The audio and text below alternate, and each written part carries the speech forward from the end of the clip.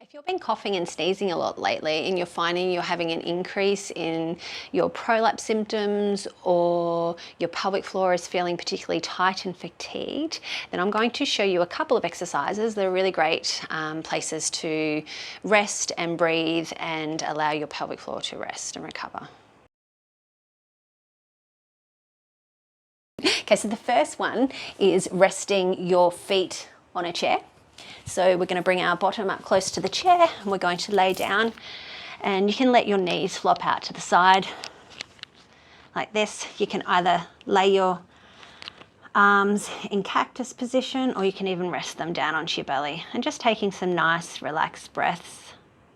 If you find that any prolapse symptoms are a little bit worse at the moment, you can also place some towels or some sheets underneath your bottom just to lift them up and have a bit of gravity assisting with the relaxation of your pelvic floor.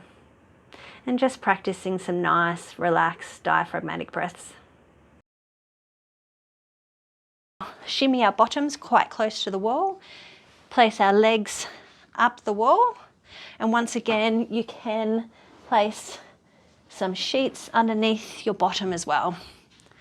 And relaxing here and taking some nice, relaxed, diaphragmatic breaths.